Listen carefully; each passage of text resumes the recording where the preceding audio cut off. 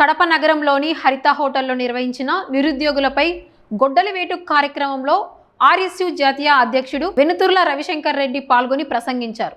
DSC అక్రమాలు అంటూ తప్పుడు ఆరోపణలు చేస్తున్న జగన్మోహన్ రెడ్డిపై తీవ్ర స్థాయిలో ఆయన విరుచుకుపడ్డారు.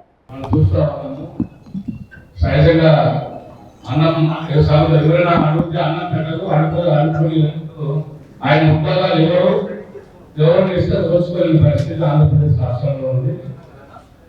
2019 నుంచి 24 వరకు మేము అనేక పోరాటాలు చేశాం. ఎందుకంటే ఆంధ్రప్రదేశ్ రాష్ట్రం కొత్తపడ్డది, ఆర్థికంగా వెనుకబడింది, నిరుద్యోగుల సమస్య రోజు రోజు తిరుగుతా ఉంది. నోటిఫికేషన్స్ విడుదల చేయండి అని చెప్పి అనేక పోరాటాలు చేశారు. ఆయన ఎన్నికలు చెప్పినప్పుడు ఇచ్చిన హామీ పేరు 2019-24లో ఏం జరిగిందో మనం అందరం చూశాం. ఆయన ఎక్కడికైనా ఒక జిల్లాకు వస్తున్నాడంటే మనల్ని రాత్రి పరిస్థితి చేశారు. మళ్ళీ ఆయన పేరు వరకు అక్కడ చేసి మనం అయితే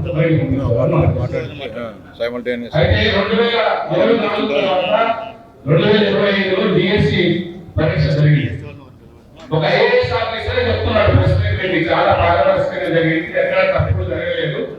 నోటిఫికేషన్ ప్రకటన చేసినప్పటి నుంచి ఒక క్రమబద్ధంగా పద్ధతిగా ఉపాధ్యాయ పోస్టులు భర్తీ అంటే ఇంట్లో అప్లై చేసుకుని ఫైనల్ లిస్ట్ విడుదల చేసేంత వరకు పద్ధతిగా జరిగిందని చెప్పినా కూడా ఈ రోజు పైశాచిక ఆనందం ఈ రోజు వైఎస్ఆర్సీపీ వాళ్ళు చేసే ప్రచారం వల్ల ఎంతో 6 సంవత్సరాలు 7 సంవత్సరాలు 10 సంవత్సరాలు రూముల్లో ఉండే కోచింగ్ సెంటర్లో మగ్గిపోయి గడ్డాలు పెంచుకొని మగవాళ్ళైతే జుట్లు పెంచుకొని చివరికి అర్థ మార్గంలో ఉద్యోగం పోతే బాధపడి ఏడ్చి ఇప్పుడు మళ్ళీ కోచింగ్ మన కోచింగ్ చాలా మంది ఉన్నారు. ఇంకా ఆడవాళ్ళ గురించి మన తెలియదు.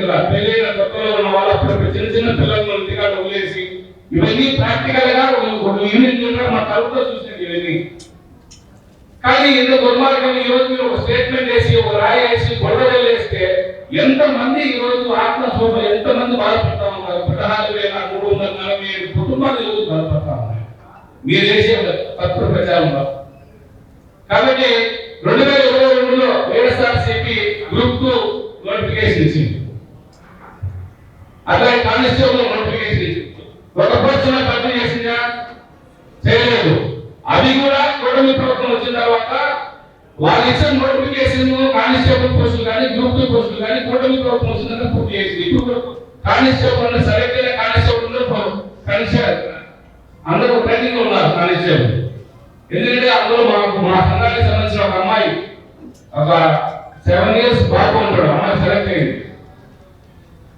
అంటే నేను చెప్పేది ఏంటంటే నిరుద్యోగులు కష్టపడి రాత్రి మొదలు సంవత్సరాలు తరబడి కష్టపడి ఉద్యోగాలు తెచ్చుకుంటే ఎటువంటి ఆధారాలు లేకుండా మీ స్వార్థం కోసం రాజకీయంగా మీ స్వార్థం కోసం మీకు ఏమైనా రాజకీయంగా స్వార్థం ఉంటే కొట్లాడాలనుకుంటే డైరెక్ట్ మీరు రాజకీయ పార్టీలపై కొట్లాడచ్చు, తప్పేం లేదు. మధ్యలో నిరుద్యోగులు ఏం చేశారు? వాళ్ళు చేసిన పాపం ఏంటి అంటే 10 సంవత్సరాలు కష్టపడి రూములలో పోషించడం మగ్గిపోయి వాళ్ళు కష్టపడి ఉద్యోగం తెచ్చుకోవడం వాళ్ళు చేసిన పాపం. ఇదేంటి దుర్మార్గం ఇది? కాబట్టి మేము ఒకటే చెప్పదలుచుకున్నాము. నిన్న ఒక విజయనగరంలో ఒక ధర్నా చేశారు. ఎందుకంటే మాకు అక్కడ జిల్లా ప్రెసిడెంట్ మాకు అమ్మాయి శాంతి అని, ఆ అమ్మాయిని తెలిసినామతో ఫోన్ అక్కడ మైక్లో మాట్లాడించారు. ఆమె టీచర్ అనుకున్నాను కనుక ఆమెతో మాట్లాడించారు. నేను డిఎస్సీ సెలెక్ట్ అయినా నాకు ఉద్యోగం కాదని చెప్పి మాట్లాడించారు. ఎంత దుర్మార్గం చూడండి. అది ఆ వీడియో చూసి నాకే అమ్మాయి ఫోన్ చేసింది. ఆ అమ్మాయి ఆమె ఎవరు కాదు, మా ఇంటి సందులో ఉంటుంది. ఆమె ఏపీసీ పేపర్ కాలేదు ఏ కాలేదు ఒక ప్రొగతి మాట్లాడించారని చెప్పింది. అంటే మీ స్వార్థం కోసము ఎదుటి వాళ్ళ మీద బుద్ధతలడానికి ఒక 4-5 మంది యువకులు తీసుకొచ్చి అంటే ఆ సంబంధం లేని వ్యక్తులను తీసుకొచ్చి నిజాయితీగా పారదర్శకంగా జరిగినటువంటి బిఎస్సీ పైన ఇంత దుర్మార్గంగా మీరు ప్రచారం చేస్తారా? జగన్మోహన్ రెడ్డి గారు మీరు కూడా ముఖ్యమంత్రి 5 సంవత్సరాలు పనిచేసినారు. ఇంత దుర్మార్గమా? అంటే ఒకటి ఇంత ప్రచారం చేసే వాళ్ళకు చదువు విలువగా తెలియకపోయినారా? చదువుకున్న వాళ్ళు చదువుకున్న వాడు చదువు విలువ తెలిసిన వాడు ఎవరు నిరుద్యోగుల పైన దుష్ప్రచారం చేయరు. కష్టపడి ఉద్యోగాలు తెచ్చుకున్న పైన దుష్ప్రచారం చేయరు. అలా చేస్తున్నారంటే మూర్ఖులే కదా, అంటే వాళ్ళ రాజకీయ స్వార్థం కోసము ఎంతటికైనా తెలియజేస్తారు అనడానికి ఈ బిఎస్సీ పైన జరుగుతున్నటువంటి తప్పుడు ప్రచారం ఒక ప్రధాన ఎగ్జాంపుల్ అని చెప్పి నేను తెలియజేస్తా ఉన్నాను. నేను రవిశంకర్ రెడ్డి, నా పేరు రవిశంకర్ స్టూడెంట్స్ యూనియన్ జాతీయ దిశలో నేను పూర్తిగా దీన్ని ఖండిస్తా ఉన్నాను. మేము ఇప్పటికే రాష్ట్ర వ్యాప్తంగా అనేక జిల్లాల్లో ఈ రాష్ట్రంలో జరుగుతున్నటువంటి తప్పుడు ప్రచారం పైన ఆందోళన చేస్తా ఉన్నాం. మేము కొత్తగా సెలెక్ట్ అయినటువంటి బిఎస్సీ ద్వారా సెలెక్ట్ అయిన 16,342 ఉపాధ్యాయుల సోదరి సోదరులకు మద్దతుగా ఉంటాము. అంతేకాదు ఇంకా మరిన్ని నోటిఫికేషన్స్ రావాలా, ఎందుకంటే కోచింగ్ సెంటర్లో వేల మంది మండిపోతా ఉన్నారు, సంవత్సరాల తరబడి కోచింగ్ తీసుకుంటా ఉన్నారు.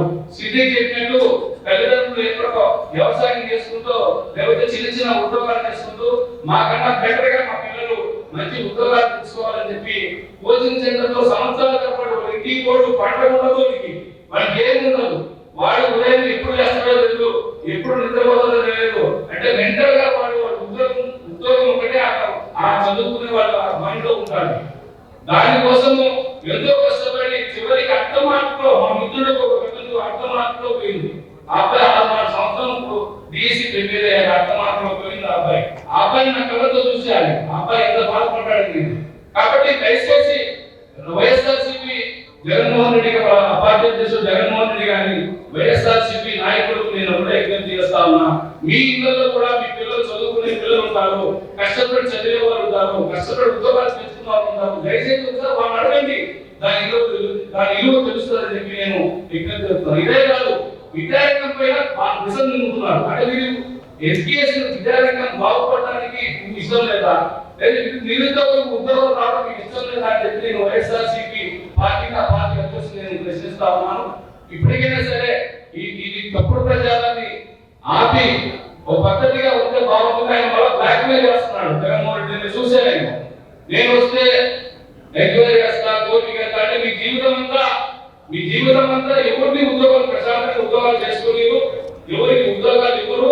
ఎంతసేపు కోర్టు లేకపోతే మళ్ళీ ఎంక్వైరీ చేస్తాం, ఇలాంటి బ్లాక్ మెయిలింగ్ మాటలతో మీరు 16,347 మంది ఉపాధ్యాయులను అవమానిస్తున్నారు, గురువులను అవమానిస్తున్నారు. గురువు విలువ తెలియకపోతే తెలుసుకోండి.